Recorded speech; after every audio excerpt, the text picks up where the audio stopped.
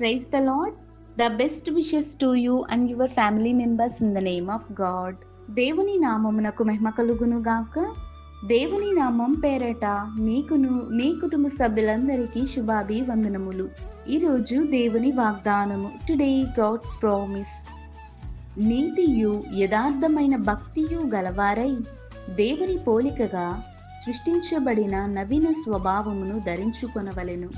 ఎఫెసీయులకు రాసిన పత్రిక 4వ అధ్యాయం 24వ వచనం. You must put on the new self, which was created according to God in true righteousness and loyalty. The book of Ephesians chapter 4 verses 24. క్రీస్తునందు ప్రియమైన సహోదరి సహోదరులారా, ఈ శ్రేష్టమైన ఉదయకాల సమయంలోను ప్రభువైన యేసుక్రీస్తు వారు ఈ ఉదయకాల సమయమున తెలియచేస్తున్న వాగ్దానం ఏమిటి అంటే, నీతియు యథార్థమైన భక్తియు గలవారై దేవుని పోలికగా సృష్టించబడిన నవీన స్వభావమును ధరించుకొనవలెనని దేవుడు ఎఫెసీయులకు ఆ యొక్క సంఘమును గూర్చి అదే రీతిగా దేవుడి ఉదయకాల సమయమున మనతో కూడా మాట్లాడుతూ ఉన్నాడు. చూడండి, నీతిగాను యథార్థంగాను భక్తి గలవారై దేవుని పోలికగా సృష్టించబడినటువంటి నవీన స్వభావమును మనము ధరించుకోవాలని దేవుడు మాట్లాడుతూ ఉన్నాడు.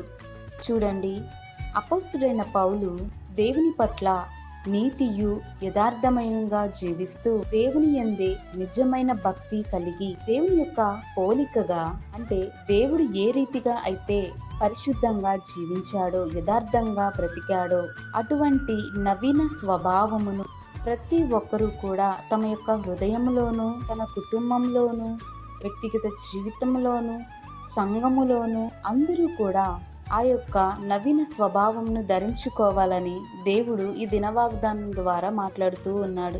చూడండి, ఈ లోకంలో ఉన్నటువంటి మనుషుల యొక్క జీవితంలో నీతి లేదు, యథార్థత లేదు, భక్తి లేదు. దేవుడంటే భయము లేక జీవిస్తూ దేవుని పోలికగా జీవించకుండా తమ యొక్క ఇష్టానుసారంగాను చెడు స్వభావమును కలిగి, తమకు నచ్చినటువంటి చెడు స్వభావమును కలిగి జీవించుకొని ఒకరంటే ఒకరు కోపము కలిగి, ద్వేషము కలిగి ఇవన్నీ ధరించుకొని జీవిస్తూ ఉన్నారు. దాని వలన వారికి వచ్చు ప్రతిఫలం ఏమిటి అంటే దుఃఖమే. వారి జీవితంలోను కష్టాలు, నష్టాలు, వారు చేసిన పాపములకు వారే బాధ్యులుగా దేవుని ఎదుట తీర్పు దినమున నిలబడతారు. అయితే దేవుడు హెచ్చరిక చేస్తున్న మాట, యోబు వంటి యథార్థత, నోవాహు వంటి నీతియు, అబ్రహాము వంటి భక్తిగల జీవితం, దేవుని యొక్క పోలికగా సృష్టించబడినటువంటి సమస్తాన్ని విన స్వభావమును మనమందరమును ధరించుకునే కృపా కాపుదల దేవుడి ఉదయకాల సమయమున దేవుడు మనకు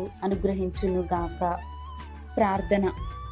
మహోన్నతుడా, సర్వాధికారి, సర్వ సృష్టికి అధికారకర్తవైన మా గొప్ప దేవ, నీకు వందనములు, స్తోత్రాలు చెల్లిస్తున్నాను ప్రవ్వా.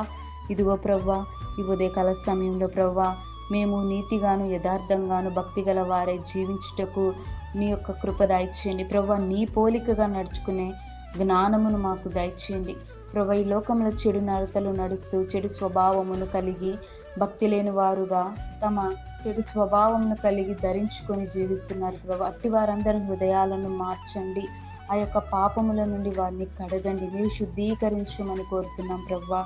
ప్రతి ఒక్కరూ నీ యొక్క నీతి, యథార్థమైన భక్తి ప్రతి ఒక్కరు కలిగి ఉండే కృప దయచేయండి ప్రవ్వా. నీ పోలికగా నడవాలి ప్రవ్వా. నీ యొక్క మార్గమును ప్రతి ఒక్కరికి నీ బోధించమని కోరుతూ, ఈ వాక్యం ద్వారా విన్న ప్రతి ఒక్క బిడ్డ హృదయం ఫలించేలాగున నీ యొక్క కాపుదల ప్రతి ఒక్కరికి దయచేయమని కోరుతూ, యేసయ్య నామమున అడిగి వినయంగా ప్రార్థించి వేడుకొంచున్నాను తండ్రి.